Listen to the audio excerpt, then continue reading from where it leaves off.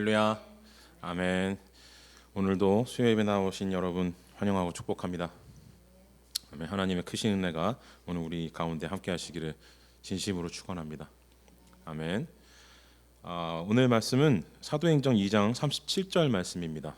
제목은 마음에 찔려고요.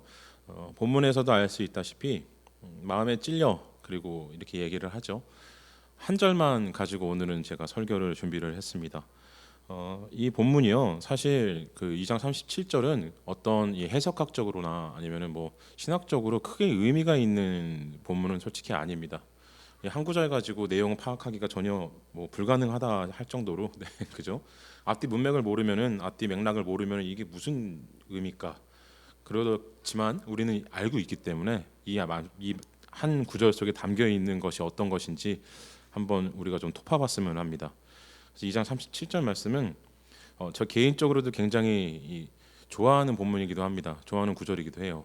신앙 고백이 담겨 있는 본문이어서 제가 스데반 집사님을 굉장히 좋아하는데요. 나중에 이제 뒤에 나오는 스데반 집사님의 죽음과도 굉장히 비교되는 장면이어서 인상이 깊을 수밖에 없죠. 스데반 집사님이 죽었을 때는 그 사람들이 이제 마음에 찔려서 이를 가는 사람 장면이 나오죠. 근데 오늘 본문에서는 마음에 찔려서 우리가 어찌할꼬 하거늘 이렇게 하는 물어보는 본문이 나오면서 저는 굉장히 이 본문을 좋아합니다. 굉장히 아름다운 장면이기 때문에 종교 간의 화합이 일어나는 것이라고 할 수도 있어요. 기존에는 이제 유대교에서 그리스도교, 그러니까 기독교로 넘어가는 와중에 있는 상황이기도 하지만 어떻게 보면 유대교와 신교의 이제 새로운 만남이라고 할 수도 있는 것이죠. 근데 이 만남이 굉장히 평화로운 모습을 보여주고 있습니다. 원래는 뭐 더 신학적으로 얘기를 하면은 유대교에서 이제 그리스도교로 넘어가는 것이라고도 할 수 있지만 어찌되었든 오늘 여기 등장하는 배경 인물들을 보게 되면은 유대교인들과 그리고 이제 예수 그리스도를 따르는 사도들, 제자들 이 배경이 되었기 때문에 이제 유대교와 그리고 그리스도교의 만남이라고도 할 수 있죠. 근데 이 만남이 굉장히 아름답게 됩니다. 그 본문에 담겨 있는 것이 바로 오늘 우리가 읽은 2장 37절 말씀인 것이죠. 이제 뒤에 이어지는 38절부터의 내용도 쭉 나오는 게 이제 베드로가 또 한 번 더 이제 설교를 하죠. 어떻게 해야 되는지 얘기를 하는 것도 굉장히 아름다운 본문인데, 근데 이 37절 한 절만 가지고도 우리가 굉장히 조금 생각해야 될 것들이 굉장히 많아서 제가 오늘 본문은 한 절로만 좀 한정을 시켜보았습니다. 자, 우선 우리가 이 본문을 보시게 되면은 37절에서 마음에 찔려라는 표현을 하고 있죠. 이 표현이 굉장히 좀 주목해야 될 표현인데요. 설교 제목이기도 하고요. 그런데 이 베드로가 앞서서 이 2장 설교를 할 때 어디서 했냐면은 예루살렘에서 오순절 때 했죠. 오순절 때 예루살렘에서 한 설교입니다. 그리고 이 설교가 처음에는 이 유대교인들에게만 이제 이 선포가 되는 것처럼 여겨졌어요. 경건한 유대인들, 그러니까 방언을 하는 것을 보고 술에 취했다라고 얘기를 하는 유대교의 이 유월절을 지키기 위해서 먼 곳에서 예루살렘까지 오기를 마다하지 아니하였던 신앙이 좋았던 경건한 유대인들에게 있어서는 이 설교가 자기네들에게만 전해지는 것처럼 여겨질 수도 있는 것이 상황이었습니다. 그런데 이 2장 5절에 그리고 9절 11절에도 우리가 보았듯이 베드로가 한 설교는 이 경건한 유대인들에게만 국한된 것이 아니었고 베드로는 그들을 대상으로 설교를 했지만 듣는 이들도 그들이었지만 성령님께서는 이 설교를 통하여서 천하 만민들에게 복음을 전파하기 시작을 하셨죠. 우리가 이것을 앞에서 보았습니다. 그래서 여기서 이 설교는 굉장히 의미가 깊은 설교였어요. 베드로의 2장 설교는 사도행전 2장에서의 베드로의 설교는 굉장히 주요한 설교였습니다. 그런데 이 설교를 듣고 오늘 반응이 일어나는 것이 바로 이 마음에 찔려 우리 형제여 우리가 어이할꼬 이렇게 반응이 나왔다는 것이죠. 자, 이 설교 배경을 제가 말씀드리는 이유가 어딨냐면요. 예루살렘에서 오순절 때 이 설교를 했다라고 하는 것은 예루살렘이라는 것은 어디입니까? 예수님을 죽인 곳이에요. 예수님이 십자가 달려 죽은 곳이죠. 심판받으신 곳입니다. 유대교의 성지였기 때문에 예수님을 향한 이 유대교인들의 감정이 고스란히 남아있는 곳이었습니다. 그래서 유월절이 겪고 나서 예수님의 그 죽음의 사건을 다 겪고 난 이유였기 때문에 유대인들에게 있어서 예수 그리스도가 아니죠. 유대인들에게는 예수였죠. 그냥 예수라는 사람이라는 이 존재는 이단자였기 때문에 그의 이름으로 모인다거나 그의 이제 후대들이 이제 모여서 제자들이 모여서 함께 있다라는 것은 예수가 지었던 죄와 똑같은 죄를 짓는 것과 마찬가지였습니다. 실제로 이 일이 일어나죠. 예수와 똑같이 취급을 해서 스데반 집사를 죽이죠. 뒤에 가서 나오는 7장에서 나오는 그 일이 왜 일어나냐면은 바로 이 때문입니다. 예수의 이름으로 모이는 것, 예수의 이름으로 가르치는 것을 유대교인들은 싫어했어요. 그와 똑같이 취급을 한 겁니다. 예수님이 정말로 십자가에서 죽으실 만한 죄를 지었는가 하면 죄가 없으셨잖아요. 그죠? 유대인들이 억지로 죽인 겁니다. 이때 이 경건한 유대인들도요, 여기에 아마 상당 부분 참여를 했거나 아니면은 그 일을 알고 있었을 겁니다. 왜냐하면은 경건한 유대인들이었기 때문에 유대교에서 일어나는, 예루살렘에서 일어나는 일들을 모를 리가 없었어요. 그렇기 때문에 이들이 예수의 이름으로 모여 있는 이 사람들을 보고 마음에 찔려서라는 반응이 일어났다는 것은 굉장히 중요한 사건입니다. 어떻게 보면은요, 이들이 일어나서 예수 그리스도 이름으로 모여서 기도하던 자들이 이상한 말을 하고 자기네 일하던 장소에, 일하던 지방에서의 말을 갖다가 하는 걸 듣고 다른 나라의 언어를 하는 걸 보고 얘네들이 단체로 미쳤구나 이렇게 얘기를 하고 술에 취했다라고 얘기를 하는 게 당연한 반응이었어요. 말로 설명이 안 되기 때문에 술에 취해가지고 막 헛소리 짓거리는데 그게 어떻게 우리나라 말로 들렸나 보다, 내가 살던 곳의 나라 말로 들렸나 보다 이렇게 생각할 수가 있었습니다. 그럼 뭐 어떻게 하는 반응이 일어나야 될까요? 야, 대낮부터 술에 취한 것들, 아침부터 술에 취한 것들 하면서 손가락질하면서 너네도 예수와 똑같이 죽어야 될 놈들이야 이렇게 하면은 되는 거였습니다. 유대인들에게 이건 당연한 반응이었어요. 실제로 스데반 집사님의 이 반응으로 인하여서 돌에 맞아 죽어버렸죠. 그런데 오늘 유대인들은요, 이 일에 있어서 예수 그리스도를 죽이는 것을 마땅하게 여겼을 것이 분명한 사람들이었는데도 불구하고 이들이 마음의 가책을 느끼고 어찌할 거라고 물어봤다라는 겁니다. 이게 굉장히 중요한 것이에요.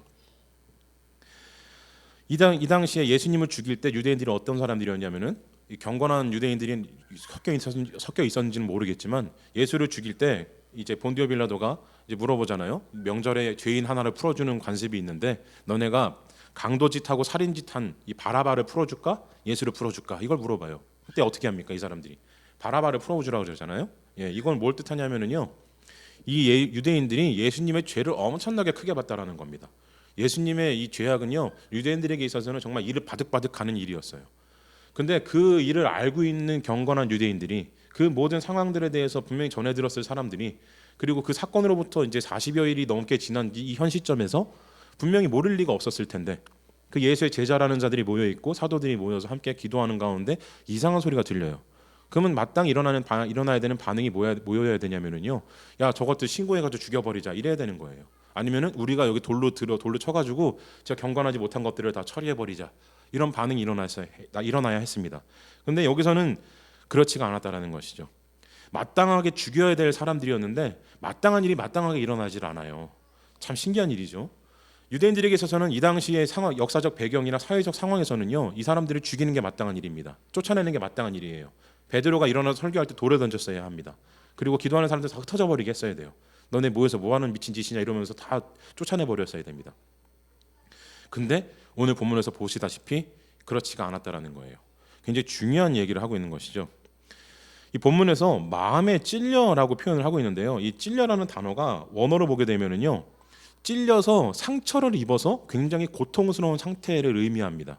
그러니까 양심의 가책을 느꼈는데 그냥 내가 좀 마음이 좀 꾀림칙한데 이런 정도가 아니라 진짜 마음이 어디에 찔린 것 같이 아팠다는 거예요.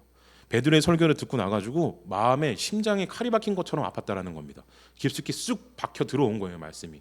그 마음에 찔림이 있었던 거죠. 이 마음의 찔림으로 인하여서 이 사람들이 여기서부터 바로 시작이 됩니다. 마음의 찔림으로부터 바로 역사가 일어나기 시작을 하는 거예요. 오늘 이 본문을 통해서 볼 수 있는 것은, 베드로가 일어나서 설교를 했을 때 베드로가 유대인들에게 술 취한 게 아니라 우리가 어떤 이유 때문에 모여서 기도했고 그 능력이 성령님의 능력이다. 근데 그 성령님의 능력을 누가 주셨냐? 너네가 십자가에 못 박아 죽인 바로 예수, 그분이 우리에게 성령님을 보내주셔서 그 능력으로 우리가 방언으로 기도를 했다. 이 설교를 짤막하게 했어요. 짤막한데 굉장한 힘 있는 설교를 했죠. 이때 유대인들은 정말 분노했어야 돼요. 유대의 교리로 따진다면은 사형을 당해가지고 십자가에서 비참하게 죽은, 하나님의 나무에 달려 죽은 자를 싫어하시는데 나무에 달려 죽이는 걸 싫어하세요. 근데 그 나무에 달려 죽었잖아요. 비참하게 죽었습니다. 그 얘기는 최저의 사형수라는 얘기예요. 예수라는 사람은 유대인들에게 있어서. 근데 그의 가르침을 따르는 것도 모자라가지고 그의 가르침이 뭐라고 하냐면은 하나님의 능력이랍니다. 그리고 그 하나님의 능력이 성령님을 보내주셔서 성경에서 구약에서 계속 예언하셨던 그 메시아로서 오신 그 예수 그리스도의 능력을 오늘 우리들에게 비로소 주신 것이다 얘기를 한 거예요. 그러니까 쉽게 말하면은요, 너네가 사형시킨 그 사형수가 메시아셨다 이 얘기를 하고 있는 겁니다. 그럼 이거 듣고 나가지고 화들짝 놀래야 되죠. 이게 뭐하는 소리야 이러면서 죽여버렸어야 돼요. 근데 죽이질 않죠.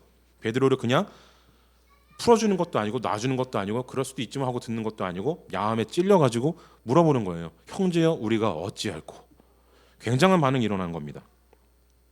이 어찌하여야 하냐라고 물어보는 것도 대단한 반응인데 그 앞에 뭐라 그러나요? 37절 그 뒷부분에 형제들아라고 물어봅니다. 형제들아. 예. 다른 사도들에게 물어 이르되 형제들아 우리가 어찌할꼬 하거늘. 사도들에게 물어본 거예요. 형제요, 형제님 우리가 어떻게 해야 되겠습니까? 이걸 물어본 거예요. 굉장한 반응이에요. 맞아 죽어야 될 사람들인데 사형수의 괴수의 제자들인데 그들에게 뭐라 그러냐면 형제들아라고 얘기를 한다는 겁니다. 유대인들은요 이 호칭을 붙일 때 굉장히 신중하게 붙입니다. 아무렇게나 부르지 않아요. 형제라고 부를 때는요 이 진짜로 친형제보다도 깊은 의미를 가지고 있습니다. 종교 국가이기 때문에 종교적 용어가 더 이 일상생활의 용어보다 더 중요하게 쓰일 때가 많아요. 유대인들은. 근데 유대인들이 서로 형제여라고 부를 때는요 피를 나눈 것보다 더 진한 의미를 가지고 있습니다. 곧 하나님 안에서 한 형제 자매가 되었기 때문에 형제여라고 부를 때는요 친형제보다 더 깊은 의미를 담고 있어요. 근데 오늘 여기 부를 때 그건 우리가 어떻게 해야 될까 이렇게 물어보는 게 아니라 그건 여보시오 이렇게 물어보는 것도 아니고 뭐라 그럽니까? 형제요, 형제들이요 이렇게 물어본다는 거예요. 여기서부터 경건한 유대인들이 이미 돌아서기 시작을 한 거예요. 이미 여기서부터 은혜가 시작이 된 겁니다. 이 호칭에서부터 시작되는 것이요. 이 유대인들이 이 베드로의 설교를 받아들이고 그 예수 그리스도를 메시아로 받아들이기 시작했다는 것을 상징하는 겁니다. 이 표현이 굉장히 중요한 의미를 담고 있어요.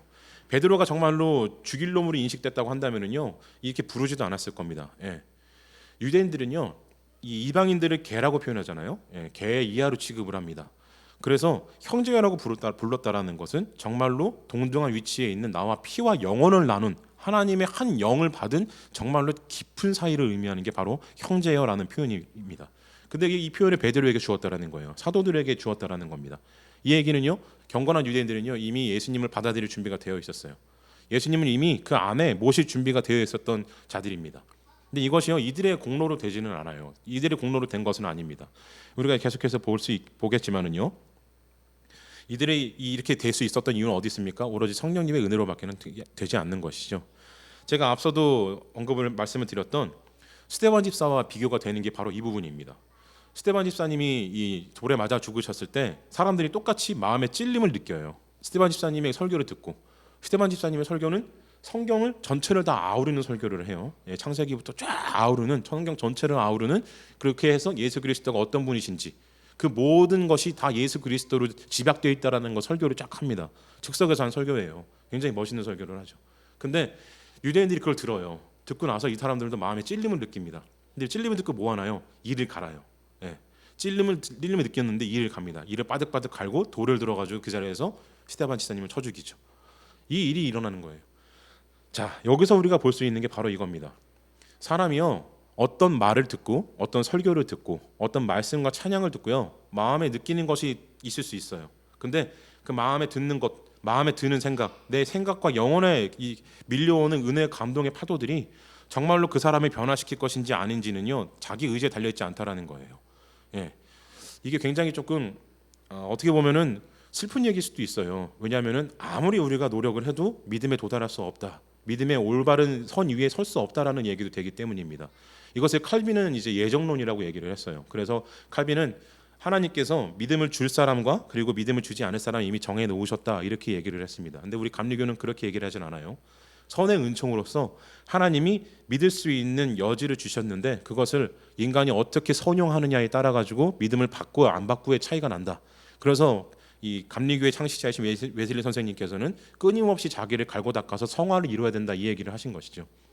물론 칼빈도 이 예정론에 따라 가지고 예정론이 정해져 있으니까 아무런 노력해도 이루어진다 이렇게 얘기를 하진 않았습니다. 예정론을 하나님이 정하신 것이지 인간이 그 예정론을 마음대로 누리거나 어떻게 소유할 수 있는 게 아니기 때문에 항상 겸손한 자세로 믿음의 경주를 달려야 된다고 얘기를 했죠. 그래서 어찌되었든 이 웨슬리 선생님은 칼빈의 모든 얘기를 다 받아들일 수 있고 정말 훌륭한 얘기인데 단 하나 예정론에서만은 동의를 할 수 없다고 하셨는데 자, 이 차이가 크기는 합니다. 그래서 이제 교파가 이제 나눠졌잖아요. 장로교와 감리교가 같이 하지 않습니까? 근데 어찌됐든 그럼에도 불구하고 칼빈의 예정론도 굉장히 훌륭한 저서입니다. 이 기독교 강요에 써 있는데요. 굉장히 많은 부분을 할애해서 설명을 해요. 굉장히 좋은 말씀드립니다. 근데 어쨌든 우리 감리교는 그리고 저도 그 예정론을 고지고대로 생각하지는 않습니다. 어쨌든 론이니까요, 이론이니까. 자, 그래서 어찌되었든 하나님의 은혜라는 것은요 인간에게 주어지는데 그 주어짐은요 하나님이 이 천부적으로 인간에게 양심, 그러니까 선한 것을 심어주시고 새겨주신 것과 같이 은혜는 인간이 원해서 받을 수 있는 게 아니라 하나님이 주셔야 된다는 겁니다. 하나님을 알 수 있는 은혜는 하나님이 주셔야 되는 겁니다. 하나님 것이기 때문에요. 그런데 그럼에도 불구하고 오늘 우리가 본문을 통해서 알 수 있는 게 뭐냐면요, 이 모든 일들이 형제들아 우리가 어찌할 거라고 하는 하나님의 주신 지혜로 물어보는 이 모든 일들에 앞서서 가장 먼저 무엇이 일어났냐면은 마음에 찔려라는 겁니다. 마음에 찔려. 이거 굉장히 중요한 표현이에요. 왜냐면은요 여기서 만약에 성령님이 전부 다 하셨고 성령님이 모두 하셨고 인간의 뭐 이런 여지가 전혀 없는 상황이었다고 한다면은요 마음에 찔려라는 표현을 쓰지 않으셨을 거예요. 하나님이 그들의 양심을 뭐 찔리게 하셔서 이렇게 표현을 했거나 성령님이 그들의 마음을 요동시키셔서 이렇게 표현해도 뭐 큰 게 무리는 없었을 겁니다. 그런데 오늘 여기서 뭐라 그랬냐면 사도행전에서는요 그들의 마음에 찔려라고 표현을 한 것입니다. 그러니까 이들이 가장 먼저 일으킨 반응이 뭔가요? 자기 양심의 가책을 느꼈다라는 겁니다. 자기의 영성의 이 슬픔을 느꼈다라는 거예요. 이게 왜 중요하냐면요 하나님의 영이 인간을 인도하시고 은혜를 부어주시기 전에 가장 먼저 뭘 해야 되는 인간으로 보여주고 있다는 것입니다. 곧 인간이 먼저 스스로 양심의 가책을 느껴야 돼요. 하나님 말씀 앞에서 스스로 마음의 돌이킴이 있어야 된다는 겁니다. 이것이 없이는 아무것도 일어나진 않아요. 심지어는 마음에 찔림이 있다고 할지라도 양심의 가책을 느낀다고 할지라도 돌로 사람 쳐 죽이잖아요. 그죠? 이 얘기는 왜 제가 말씀을 드리냐면요 우리가 성령님에 대해서 얘기를 나눌 때 성령님에 대해서 이해를 할 때 내가 언젠가는 은혜를 받겠지, 언젠가는 나에게 심령을 부어주시겠지 이렇게 생각을 해요. 그런데 그렇지가 않다라는 겁니다. 하나님이 공짜로 그냥 아무에게나 거저 막 주시는 게 아니라 내가 언젠가는 받겠지 하고 기다리다가 감나무에서 감 떨어지듯이 갑자기 뚝 떨어지는 게 아니라는 겁니다. 내가 양심에 찔리는 그 반응이 있어야 된다는 거예요. 하나님의 말씀 앞에서 내가 분명한 반응이 있어야 된다는 겁니다. 왜 이러냐면요 인간은 창세기에서까지 올라가야 되는데 창세기에서 인간을 어떻게 만드십니까? 흙으로 만드시고 그 육신에 영을 부어주시잖아요. 그죠? 그래서 우리 기독교에서는 고백할 때 영과 육이 분리되어 있지 않습니다. 영과 육이 따로 분리되어 있다고 얘기를 하는 건 영지주의예요. 예. 그래서 육은 보잘것없고 영은 더 가치 있는 것 이렇게 얘기를 할 때 영지주의고, 우리 기독교는 영과 육이 분리되어 있지 않습니다. 그래서 영육이라 그래요. 이 얘기는요 우리가 영적인 반응에 있어서 영적인 은혜에 앞서서 육적인 은혜도 분명히 구해야 된다는 거예요. 육적인 반응이 분명히 있어야 된다는 겁니다. 성경에서는요 이 양심에 관해서 얘기를 할 때 이 심령이라고 표현을 하기도 하는데요, 이 표현을 할 때 영과 마음에 대해서 이걸 분리해서 설명하지 않고 자주 언급을 하세요. 붙여가지고 함께 언급을 하십니다. 스가랴 12장 10절에서 뭐라 그러시냐면요 내가 다윗의 집과 예루살렘 거민에게 은총과 강구하는 심령을 부어주리니 그들이 그 찌른 바 그를 바라보고 그를 위하여 애통하기를 독자를 위하여 애통하듯 하며 그를 위하여 통곡하기를 장자를 위하여 통곡하듯 하리로다. 사도행전 7장 54절에서는요 저희가 이 말을 듣고 마음에 찔려 저를 향하여 이를 갈거늘, 아까 말씀드린 스데반 집사님이 향한 그 이를 갈미예요. 그리고 히브리서 4장 12절에서는요 하나님의 말씀은 살았고 운동력이 있어 좌우의 날성 어떤 검보다 더 예리하여 홍과 영과 및 관절과 골수를 찔러 쪼개기까지 하며 또 마음의 생각과 뜻을 감찰하나니.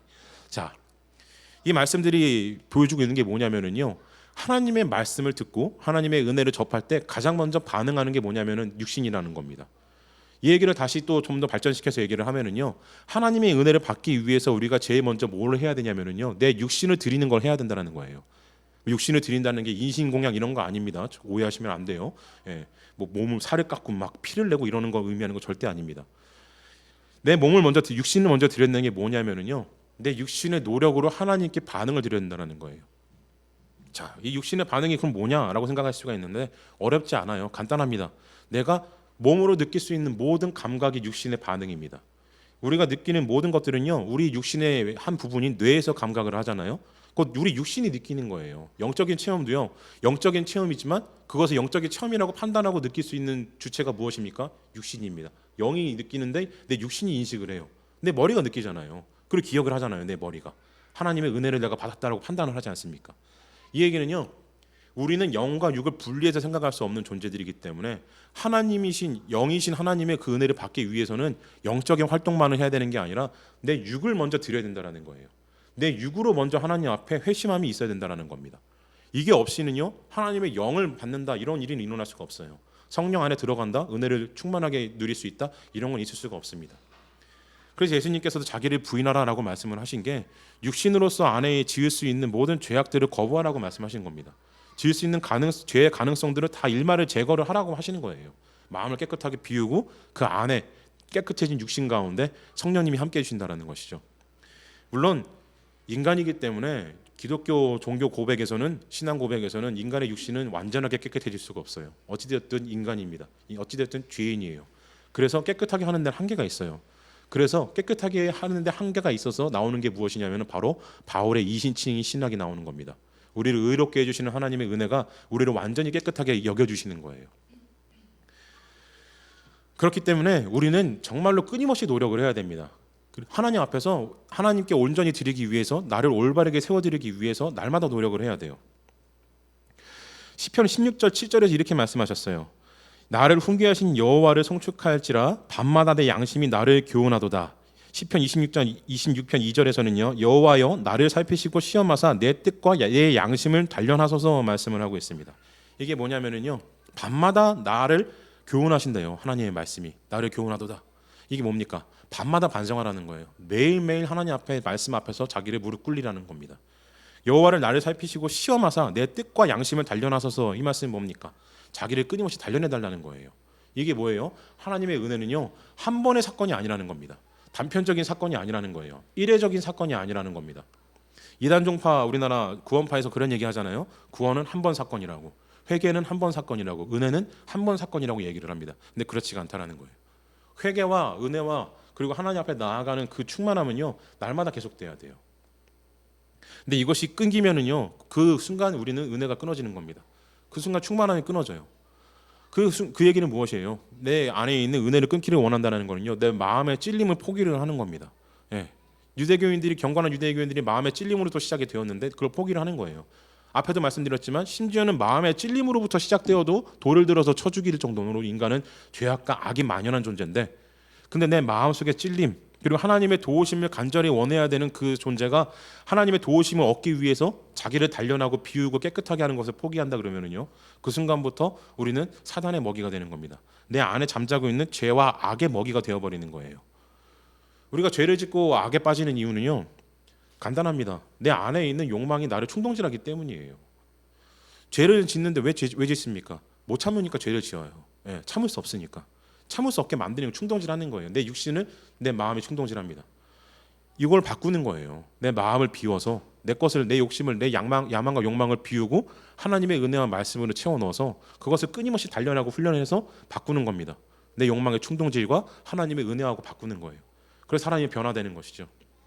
이전에는 그냥 욱하면 주먹부터 나가던 사람이 이제는 어떻게 됩니까? 변화되면 어떻게 돼요? 맞잖아요. 주먹부터 나가는 사람이 대신 맞습니다. 예, 이전에는 욕부터 하던 사람이 욱하고 났는데 어떻게 돼요? 오히려 축복하고 기도해 주죠. 이런 일들이 어떻게 일어납니까? 인간의 능력으로 일어나진 않아요. 예, 자기가 뿌듯이 노력하는 가운데 성령님의 충만하심으로 인해서 이루어지는 합작품이라고 할 수 있는 것이죠. 바로 영과 육이 인간을 변화시키는 일입니다. 근데 이 일에 있어서 가장 먼저 일어나야 되는, 가장 중요한 일은 아니고요. 가장 먼저 일어나야 되는 일이 무엇이냐? 바로 마음의 찔림, 내 육신의 변화부터 일어난다는 것이죠. 자, 그래서 히브리서 12장 4절에서 이렇게 말씀하셨어요. 너희가 죄와 싸우되 아직 피 흘리기까지는 대항하지 아니하고, 이 말씀을 하고 있는데 저도 이 말씀 굉장히 좋아하는 말씀인데 읽을 때마다 좀 마음에 찔려요. 피 흘리기까지 죄와 싸워야 되는데 그렇지 못해서 이게 쉬운 일은 아니에요. 피 흘리기까지 죄와 싸운다는 게 얼마나 어려운 일입니까? 그런데 히브리서 말씀에서 이 말씀을 주신 이유는요, 죄를 이기기 위해서는 끊임없이 자기를 단련해야 된다는 말씀을 주고 있는 겁니다. 자기를 끊임없이 하나님 앞에서 반성시켜야 돼요. 성경 전체를 우리가 한마디로 요약하면 사랑이라고 할 수 있습니다. 성경은 사랑이에요. 근데 이 사랑을 꽉 짜가지고 엑기스 한 방울만 똑 떨어뜨리면 뭐가 나오냐? 그러면 저는 거기서 회개가 나온다고 생각을 합니다. 예수님 처음 오셔서 말씀하신 게 뭡니까? 회개하라, 천국에 가까이 왔는 일이라 말씀하셨잖아요.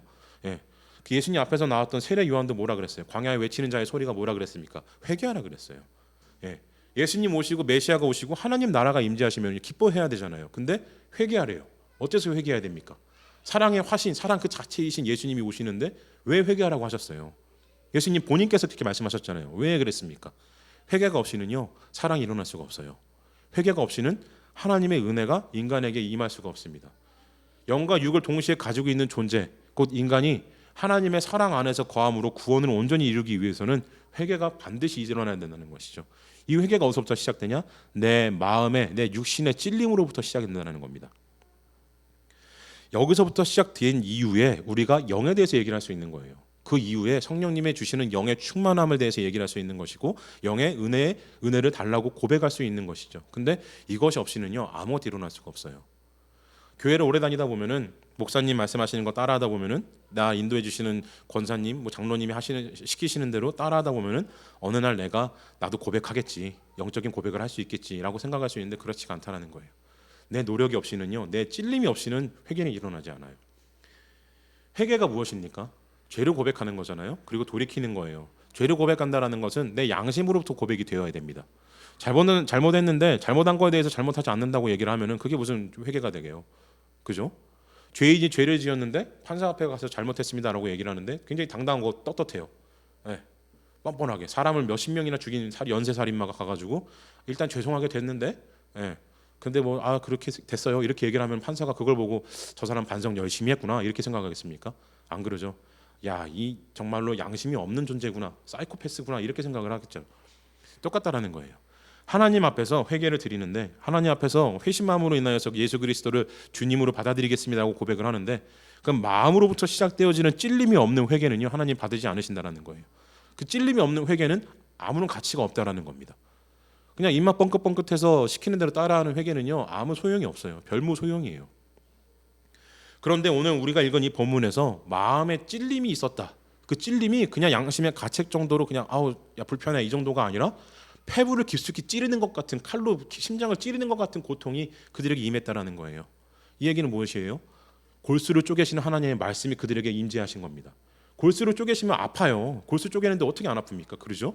예, 근육을 가르시고 피부를 가르시 찢으시는 하나님께서 뼈를 꺾으시는 않죠. 골수를 쪼개시는 하나님께서 골수를 쪼개면 아파야 되잖아요. 그거예요. 회개는요 아픔이 없이는 일어나지 않습니다. 내 안에 찔림이 없이는요 회개가 일어나질 않아요. 자, 그렇다면은 이 양심의 찔림이라는 것은 어떻게 해야 되는 것인가? 양심은 천부적으로 하나님으로부터 주어진 것인데 하나님으로부터 주어져서 누구나 다 마땅히 느낄 수 있는 거예요. 나쁜 사람을 보고 나쁘다고 판단하는 것, 힘들고 아픈 사람을 보고 불쌍히 여기고 그를 도와주고 싶어하는 마음이 드는 것, 다 인간이 천부적으로 가진 겁니다. 하나님으로부터 부어진 것이에요. 새겨진 것이죠. 그래서 이것은 누구나 다 가질 수 있어요. 그런데 이 차이가 커집니다. 점점. 어떻게 커지나요? 기독교인들에게는 감동적인 말씀이 비기독교인들에게는 그냥 하품 소리를 들려요. 그죠? 심지어는 욕하는 사람들도 있습니다. 이 차이가 왜 일어납니까? 성령님 때문이라고 얘기하면 우리 간단하죠. 근데 제가 오늘 성령님 때문이라고 그냥 마감할 거였으면은 이렇게 길게 설명을 드릴 이유가 없죠. 앞에서 제가 설명드린 이유가 무엇입니까? 마음의 찔림의 차이가 나는 것은요, 우리가 말씀을 듣고 설교를 듣고 그리고 은혜 앞에서 찬양 앞에서 우리가 다른 세상 사람들과 다르게 반응할 수 있는 차이는요 우리의 영성의 차이에 있습니다. 영성이라는 것은 무엇이냐면요, 우리 기독교 개신교에서는 영성에 대한 이 좀 연구 그리고 생각 고민이 좀 깊지를 않아서 조금 이게 좀 안타깝긴 한데 근데 제가 생각하는 영성이라는 것은요 영적인 활동을 의미하는 것이 아니라 인간이 육신을 가지고 하나님을 알고자 하는 그 열망으로 쌓는 모든 이 노력이 그리고 모든 공부가 다 영성입니다. 인간에게 있어서 이 이성이라는 것이 있죠. 이 가치 판단을 하는 것을 이성이라고 얘기를 하는데 근데 이성도요 교육을 해야 돼요. 아프리카에 사는 있는 원시 부족 그들을 무시하는 발언 같아서 죄송한데 원시 부족들 아직도 있잖아요. 그들의 이성적 판단과 그리고 문명 사회를 살고 있는 우리 대한민국의 국민들의 이 이성적 판단이 같을 수가 없죠. 이성적 판단이라는 것은요, 이성이라는 것은 단련되고 공부되어지고 훈련되어지고 쌓아져요. 그래서 많이 공부를 하면 할수록 이성적 판단이 더 심오해질 수 있습니다. 많은 선생님들이 존경받는 분들이 많잖아요. 그분들이 어떻게 존경받을 수 있나요? 이성적 판단이 그냥 내가 좋고 싫고 이런 흑백의 논리가 아니라 그들이 쌓아온 내공으로 인하여서 여러 가지 논리적인 이 이유들을 끄집어내서 옳은 판단을 하기 위해서 고민을 많이 하기 때문에 존경받는 것이죠. 바로 이와 같아요. 이성적 판단이 이렇게 훈련되어질 수 있다고 한다면은요, 영성은 영의 이성이라고 생각하시면 되는 겁니다. 그래서 영적인 올바른 판단을 하기 위해서 끊임없이 공부하고 노력하는 것이에요. 성경 말씀을 읽고 올바른 양서, 좋은 양서를 읽고, 올바른이라는 건 좀 어폐가 있기는 해요. 네. 왜냐하면은 앞서서 말씀드린 이 감리교의 이 교리와 장로교 교리가 다르잖아요. 네. 그와 같듯이 올바르라고 정의할 수는 없어요. 내가 맞다라고 하면은 그것은 그때부터 이제 폭력이 시작되니까. 그래서 내 신앙을 올바르게 키워줄 수 있는 올바른 판단력에 도움이 되는 양서들을 읽고, 양서라는 것은 여러 사람들에게 이제 여러 목회자나 신학자들에게 보증되어진 좋은 책들을 의미하죠. 그리고 좋은 설교, 좋은 목회자 만나서 좋은 설교 듣고 좋은 신앙을 가진 분들과 함께 함으로 인하여서 자기의 신앙의 이성적 판단을 끊임없이 키워가는 겁니다. 이게 바로 영성이에요. 그래서 영성이라는 것은요, 우리가 새벽기도 나오고 금요기도 나와가지고 방언기도하는 과정 가운데 쌓아지는 것이 아니라, 찬양하는 가운데 나라는 존재가 잊혀질 정도로 찬양에 매진해가지고 눈물을 땀처럼 흘리면서 피처럼 흘리면서 하나님께 찬양을 목에 터져라 드릴 때 쌓아지는 것이 아니라, 끊임없이 공부하고 노력할 때 쌓아진다는 것입니다. 우리가 그렇게 하나님 앞에 노력 드리는 거 중요해요. 찬양하는 거 굉장히 중요하죠. 눈물 흘리고 하나님 앞에서 땀을 뻘뻘 흘리면서 노력 드리는 거 중요합니다. 근데 이때 쌓아지는 거는 하나님이 부어주시는 은혜예요. 영성이 아닙니다. 영성은요, 영적인 이성적 판단을 의미하기 때문에, 단어가 좀 이상해서 죄송합니다. 이걸 올바르게 정의하기는 아직 조금 무리가 있어서 그냥 제가 그냥 멋대로 말씀드리는 거예요. 꼭 이렇다라고 생각하실 필요는 없습니다. 어찌됐든 영적인 판단을 올바르게 하기 위해서는요, 공부해야 됩니다. 노력해야 돼요. 세상에서 그냥 거저되는 거 없잖아요. 그죠? 거저되는 게 없기 때문에 끊임없이 노력을 해야 됩니다. 영성도 마찬가지라는 거예요. 우리가 올바른 영의 은혜를 받기 위해서는, 올바른 하나님의 은혜를 취하기 위해서는요, 술에 취하는 게 아니라 은혜에 취하기 위해서는 준비가 되어 있어야 된다는 겁니다. 마음에 찔림을 느끼고 돌을 드는 게 아니라 우리가 어찌할 거라고 물어볼 만한 영적인 깊은 내공이 쌓여 있어야 된다는 거예요. 그때 하나님의 은혜가 정말로 이 감당할 수 없을 정도로 터지기 시작을 하는 겁니다. 제 경우로 말씀드리면은 중고등학교 시절에 정말로 열성적으로 하나님 믿었어요. 정말로 막 4시간, 5시간씩 기도하고 찬양하고 그랬습니다. 쉬지 않고 정말로 하나님 믿었어요. 이게 저는 큰 은혜라고 생각을 했고, 이게 하나님의 정말로 날 선택하신 증거구나라고 생각을 했어요. 내가 이렇게 몇 시간씩 하는데도 힘들지 않은 이게 하나님의 은혜다. 근데 제가 신학교를 가고 오랜 시간 방황하고 돌아와서 하나님 앞에 다시 돌아왔을 때, 그때는 이제는 하나님 앞에 설 면목이 없어서 크게 찬양하고 기도를 드릴 수 있는 면목이 없었어요. 너무 오랜 시간 돌아와서. 제가 그때 뭘 했냐면은요, 조용히 하나님 앞에 무릎 꿇고 책을 읽었습니다. 성경책을 읽었어요. 그때 하나님이 주시는 은혜가 얼마나 컸는지, 이전에 그렇게 제 모든 걸 다 바치듯이 생명을 다 드릴 것 같이 지금 내가 오늘 찬양하다 죽겠습니다라는 하는 심정으로 찬양했던 그때 10대 그 열정으로 드렸던 그 시간들에 주셨던 은혜보다, 제가 무릎 꿇고 하나님 앞에서 조용히 하나님과 독대했을 때 받은 은혜가 더 컸습니다. 비교가 안 되더라고요. 하나님의 말씀을 통해서 조용한 가운데 독대해 주심으로 인하여서, 나와 함께 하심으로 인하여서 주시는 은혜가 정말로 이전에 받았던 은혜들하고 비교가 되지 않을 정도로 컸어요. 제가 그때 깨달았습니다. 하나님의 은혜는 여러 가지 방면으로 여러 가지 방법으로 우리에게 주시는데, 가장 먼저 기본이 되고 기초가 되어야 되는 게 하나님의 말씀을, 하나님의 음성을 세밀하고 온전히 듣기 위해서 나를 단련하는 게 먼저 돼야 되겠구나. 성경 말씀이 이렇게 은혜롭고 깊이 있는데, 내 이 말씀을 듣고 너무나 기쁘고 눈물이 날 정도로 정말 좋은데, 근데 이 말씀을 더 깊이 읽기 시작을 한다면 나는 정말로 말할 수 없는 은혜 가운데 살아갈 수 있겠구나. 그때 깨달았어요. 그때부터 제가 공부에 미치기 시작을 했습니다. 열심히 공부하기 시작했어요. 그러면서 어떻게 됐습니까? 지금 왔잖아요. 예단교회, 우리 교회를 준비하기까지 달려왔습니다. 솔직히 이 코로나 시대에 교회를 세운다는 게 쉬운 일은 아니에요. 쉬운 결정은 아니었습니다. 근데 저희 사모도 아무런 두려움 없었습니다. 지금도 기쁘게, 그죠 사모님? 그렇게 준비할 수 있었어요. 어떻게 그렇겠습니까? 하나님이 준비하는 자에게, 영성을 풍부하게 준비하는 자에게 더 깊은 은혜를 주시기 때문에 그 은혜가 우리에게 힘이 되어 주신다는 겁니다. 마가복음 4장 23절에서 이렇게 말씀하셨습니다. 들을 귀 있는 자는 들으라.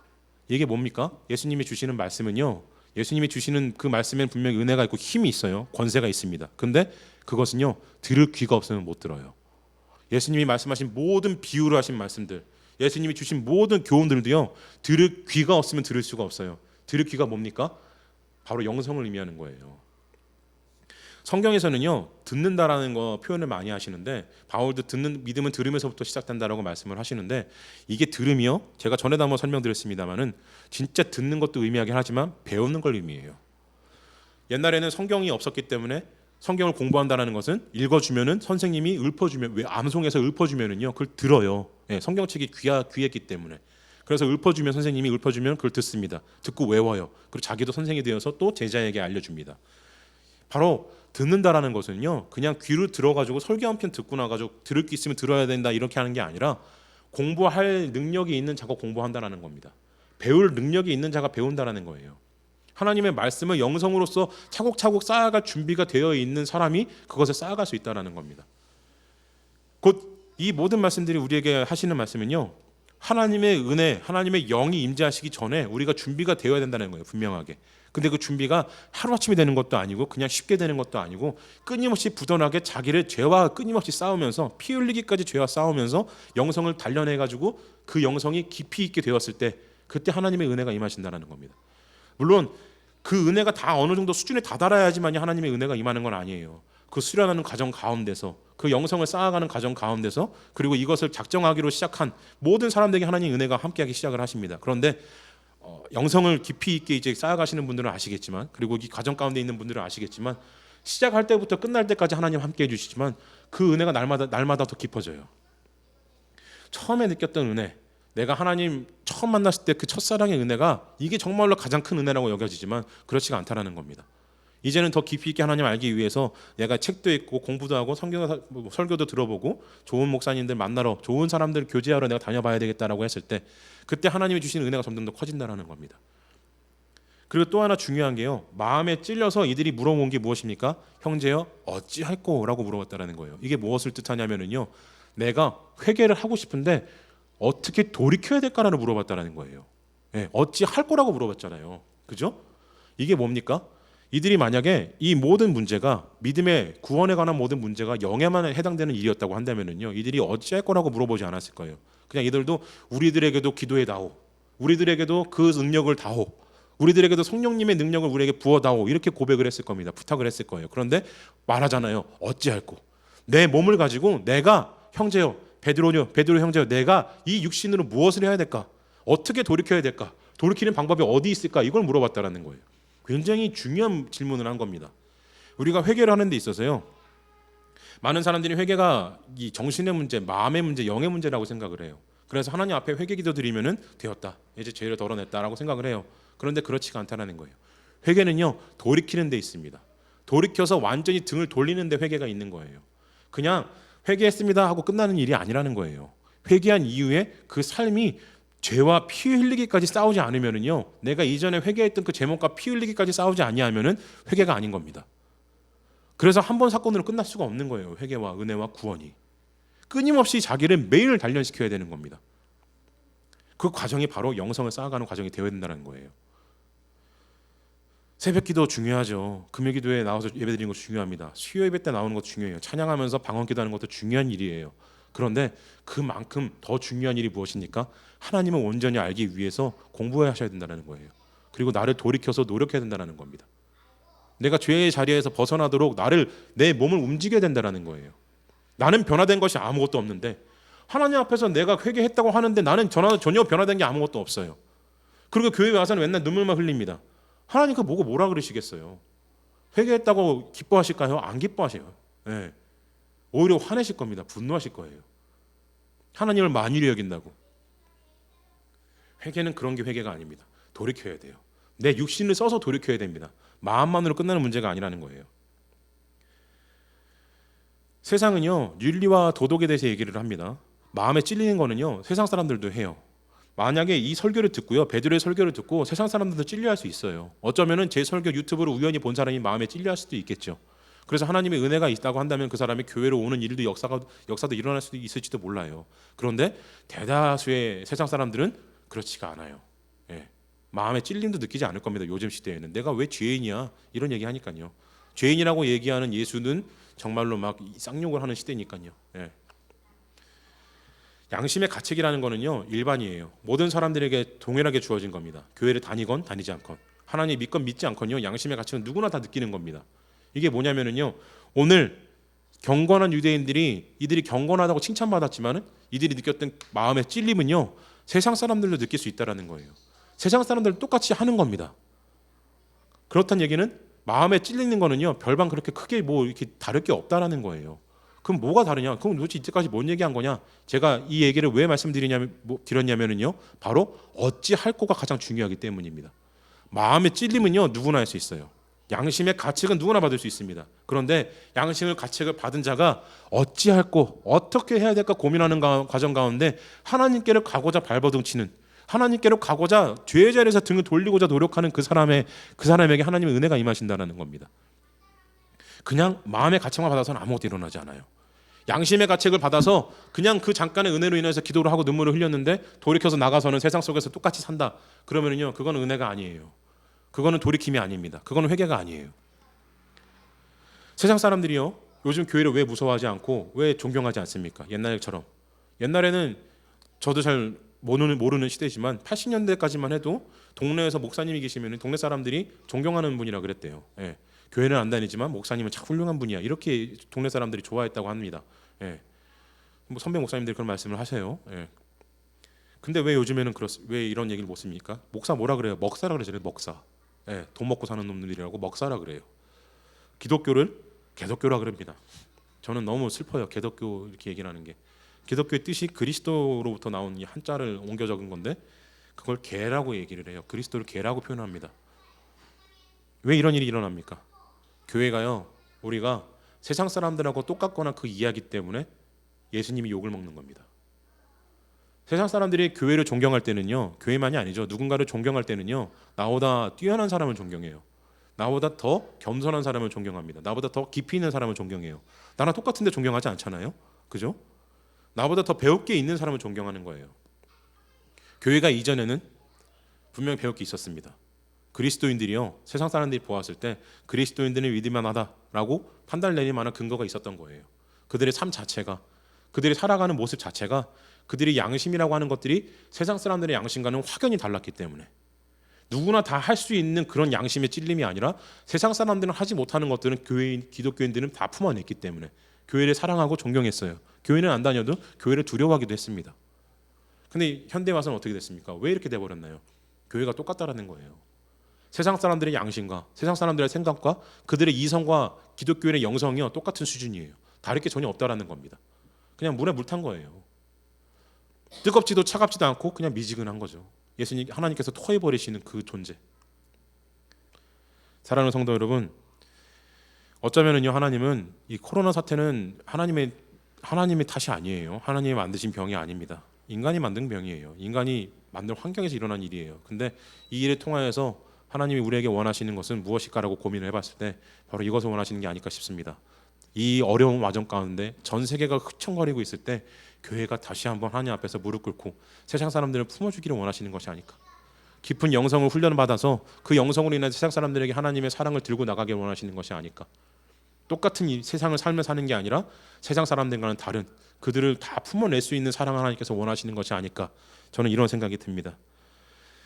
사랑하는 성도 여러분, 여러분 한 분 한 분이 정말로 깊은 영성 가운데 내 육신의 찔림을 하나님께 온전히 돌이킴으로 드리고 그리고 그 가운데 하나님의 크신 영의 은혜가 하나님께 하심으로 인하여서 정말로 하나님께서 기뻐하시는 세상의 빛과 소금의 역할을 감당하신 분들 되어서 여러분 한 분 한 분을 통하여서 하나님의 뜻이 온전히 선포되어지고 그리고 여러분 한 분 한 분을 통하여서 다시 교회가 새롭게 되어지고 세상이 다시 한번 하나님 앞에서 즐겁고 기쁨으로 환희에 가득 찬 곳이 되었으면 좋겠습니다.